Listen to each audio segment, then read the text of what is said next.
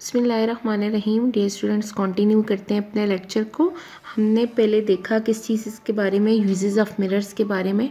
अब हम देखते हैं डिफरेंट इंस्ट्रूमेंट्स को, ऑप्टिकल इंस्ट्रूमेंट्स को, कि उसमें कैसे जो है मिरर्स यूज़ हो रहे हैं। फर्स्ट वन है माइक्रोस्कोप। माइक्रोस्कोप एक ऐसा ऑप्टिकल इंस्ट्रूमेंट है जिसमें हम किसी भी ऑब्जेक्ट को इनलार्ज देखने के लिए, उसकी इनलार्ज इमेज देखने के लिए यूज़ करते हैं, बड़ी इमेज देखने के लिए। सिंपल हो या ओल्ड माइक्रोस्कोप हो, उसके अंदर मिरर यूज़ होता था, focus light on the object. किस लिए मिरर यूज़ होता था? कि लाइट को फोकस किया जाए। अब हम लोग किस चीज़ को पढ़ रहे हैं? मिरर को।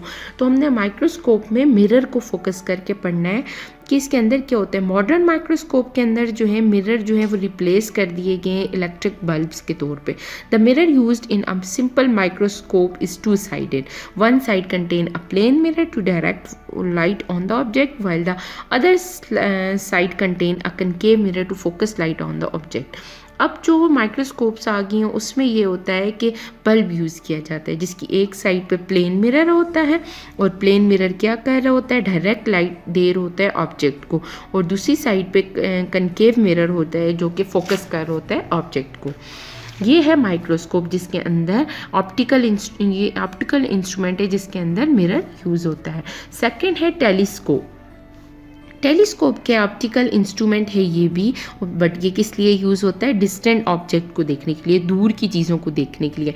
स्मॉल जो टेलीस्कोप होती हैं, स्मॉलर टेलीस्कोप, उनको हम रिफ्रैक्टिंग टेलीस्कोप भी कहते हैं। रिफ्रैक्टिंग बिकॉज क्यों कहते हैं? ये लेंसेज को यूज़ करती हैं to look at the object. Object को देखने के लिए ये लेंसेज को यूज़ करती हैं, और lenses can not be use in larger telescope, so mirror are use in them to see distant object. Such telescope are called reflecting telescope.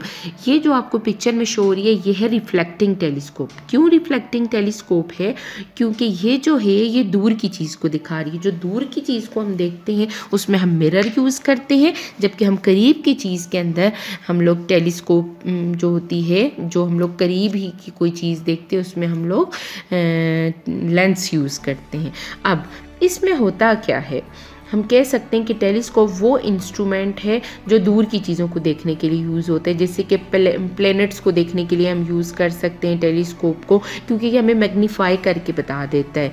ये बहुत दूर की चीज़ को करीब करके हम लोगों को इसकी इमेज दे सकता है।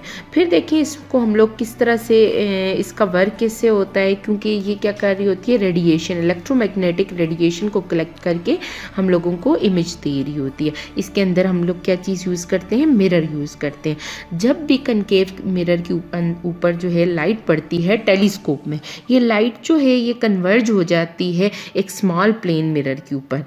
ये मिरर फिर रिफ्लेक्ट करता है light toward the eyepiece. जहाँ से हम देख रहे होते हैं वहाँ पर लाइट रिफ्लेक्ट होके आती है, और हम लोगों को उस दूर डिस्टेंट ऑब्जेक्ट की जो इमेज है वो दिखाई दे देती है। उसके बाद नेक्स्ट इंस्ट्रूमेंट है पेरिस्कोप। पेरिस्कोप ये एक ऑप्टिकल इंस्ट्रूमेंट है। ये किस लिए यूज़ होता है? ये जो है लॉन्ग ट्यूब होती है, इसके दोनों साइड्स पे क्या होता है? मिरर होता है। ये भी हम लोग किस लिए यूज़ करते हैं? मोस्टली सबमरीन्स में ये यूज़ किया जाता है। पहले हम लोग इसकी फंक्शनिंग देख लेते हैं कैसे होती है, इसकी स्ट्रक्चर क्या है। इसके अंदर मिरर फिट होते हैं दोनों साइड्स पे, 45 डिग्रीज या 50 तक कह सकते हैं, लेकिन 45 डिग्री पर जो है ये दो मिरर्स लगे हुए होते हैं अपोजिट फेसेस में एक दूसरे के। उसमें क्या होता है? पेरिस्कोप में जब लाइट हिट करती है सबसे ऊपर वाले मिरर को, 45 डिग्री पे वो रिफ्लेक्ट करती है, तो सेम एंगल पर नीचे फिर जो है वो बाउंस बैक करके जाके रिफ्लेक्ट करके सेकंड मिरर के ऊपर जाके लगती है। फिर क्या होता है? हमारी आई जो है उस मिरर के ऊपर वो पिक्चर देख सकती है। आप जैसे कि ऊपर देख सकते हैं साइड पे पिक्चर के अंदर एक ऑब्जेक्ट है, वो पहले प्लेन मिरर के ऊपर 45 डिग्री पर यहाँ पर रिफ्लेक्ट होता है। यहाँ पर जैसे ही उसकी पिक्चर बनती है वो नीचे जाकर 45 के एंगल से दूसरा मिरर रखा हुआ है उसके ऊपर जाके लगती है, तो ऑटोमेटिकली वो हमारी आई के फ्रंट पे होता है, तो हम उसमें इमेज को देख सकते हैं। आपको यहाँ तक समझ आ गई? और ये जो है लाइट पास जब सेकंड मिरर पे करती है तो हमारा आई उसको जब देख सकते हैं, तो हम ये मोस्टली जो है सबमरीन्स में जो है, सीज में, शिप्स में हम लोग इसको यूज़ करते हैं। नेक्स्ट है कैलाइडोस्कोप। कैलाइडोस्कोप में क्या होता है? कैलाइडोस्कोप जो है वो भी एक इंस्ट्रूमेंट है, जिसे हम एक टॉय भी कह सकते हैं बच्चों का। ये ज़्यादातर बच्चों के टॉयज़ में ये इंस्ट्रूमेंट यूज़ होता है। इसके अंदर क्या होता है, ये प्लेन मिरर से मिल के बना होता है, जिसमें कलर ऑब्जेक्ट्स होते हैं उसके अंदर। ये ज़्यादातर जो है इंटरेस्टिंग चीज़ों को इंटरेस्टिंग बनाने के लिए यूज़ किया जा सकता है, जिसके अंदर 2 या 3, ज़्यादा से ज़्यादा 3 मिरर या 2 यूज़ किए जाते हैं। उनकी पोजीशन इस तरह से रखी जाती है कि वो लाइट को रिफ्लेक्ट करते जाए, और डिफरेंट होती तो सेम शेप्स हैं, लेकिन डिफरेंट पॉइंट्स पे वो सेम शेप्स की हो जाती हैं, बन जाती हैं। कॉमनली 3 मिरर इसके अंदर यूज़ होते हैं, रिपीट करते रहते हैं पिक्चर को।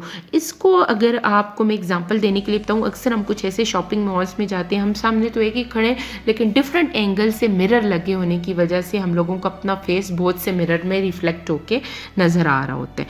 इसी तरह से ये एक इंस्ट्रूमेंट है, इंस्ट्रूमेंट कहते हैं इसको, हम टाई कहेंगे। एक बच्चों का खिलौना होता है कैलाइडोस्कोप। वो यूजली बना किस चीज़ से होता है? कार्डबोर्ड से बना होता है।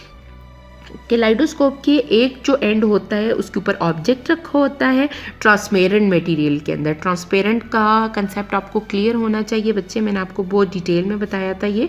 उसके अलावा इसमें से जब लाइट पास करती है ट्रांसपेरेंट मटेरियल में से उस ऑब्जेक्ट के ऊपर, तो फिर जब ये beads, paper clip, string, tin foil, इस तरह की चीज़ें होती हैं, तो फिर ये लाइट जो है कलर ऑब्जेक्ट की रिफ्लेक्ट होती है उन तीनों मिरर्स के अंदर।